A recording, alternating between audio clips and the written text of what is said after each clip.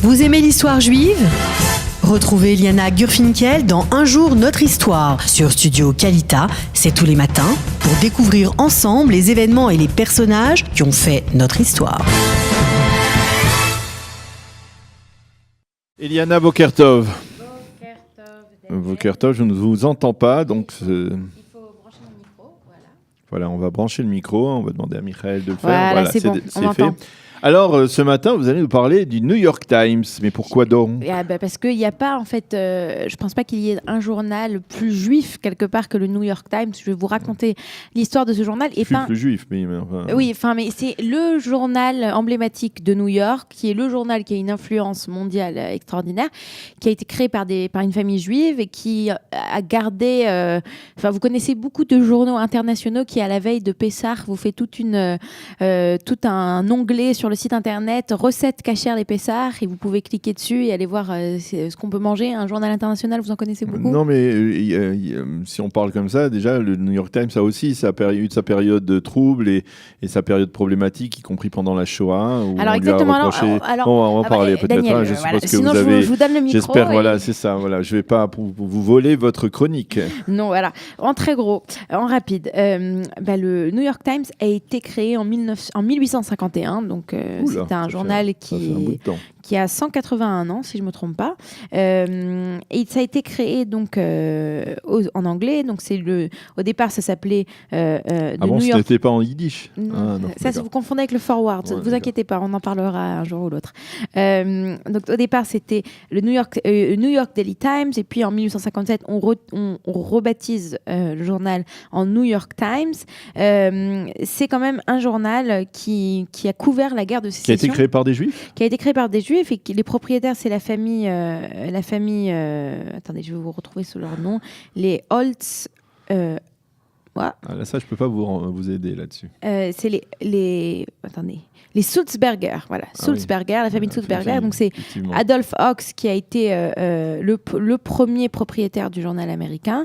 Et sa fille s'est mariée avec les Sulzberger, qui sont jusqu'à aujourd'hui les éditeurs en chef. Ça fait 4 générations du journal. Donc, c'est un journal qui a une particularité. C'est un journal donc démocrate ou libéral ou républicain modéré.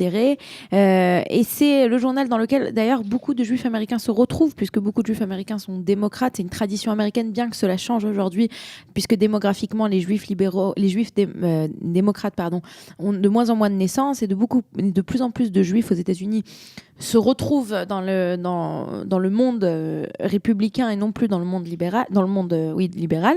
Mais c'est quand même un journal, c'est peut-être le journal le plus important aux États-Unis avec le Washington Post.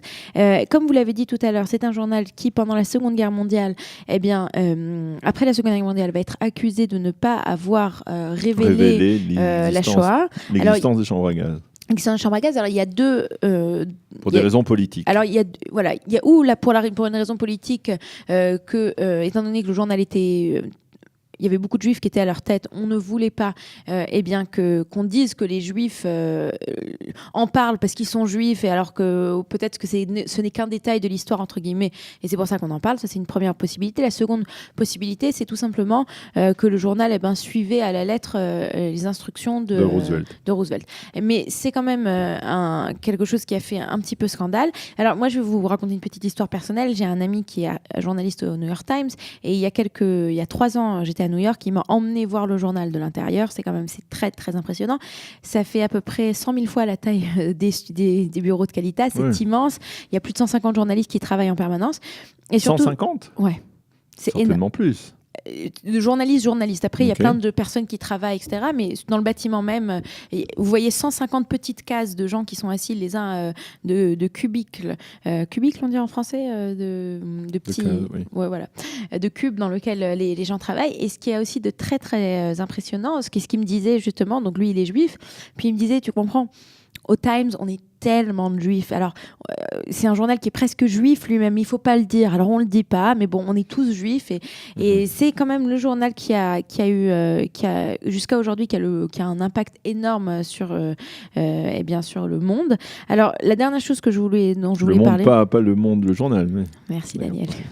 La dernière chose que je voulais dire, je pense qu'elle est importante, c'est que les positions du New York Times vis-à-vis du conflit israélo-palestinien, alors il est connu, ce journal, pour avoir des positions qui sont souvent très à gauche et très critiquées par la société israélienne. Il faut rappeler d'ailleurs que il y a quelques années, on avait proposé à Benjamin Netanyahou d'écrire une réponse ou bien un édito dans le New York Times. Et Benjamin Netanyahou avait tout simplement dit ça ne sert à rien, je ne veux pas écrire dans votre journal, et avait refusé l'offre d'écrire dans ce journal. Voilà, donc c'est quand même un journal emblématique du monde américain, des nouvelles, du monde des nouvelles, et qui a une influence juive très importante. C'était donc de ça dont je voulais vous parler ce matin. Merci Eliana de nous avoir... Il a été créé aujourd'hui. Voilà, c'est ça, c'est le plus important quand même pour la fin. Ça a été fondé le 18 septembre 1851. Voilà, merci Eliana de nous avoir parlé du New York Times ce matin. On se retrouve dans quelques instants après un jingle et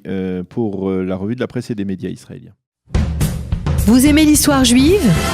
Retrouvez Liana Gurfinkel dans Un jour notre histoire sur Studio Kalita. C'est tous les matins pour découvrir ensemble les événements et les personnages qui ont fait notre histoire.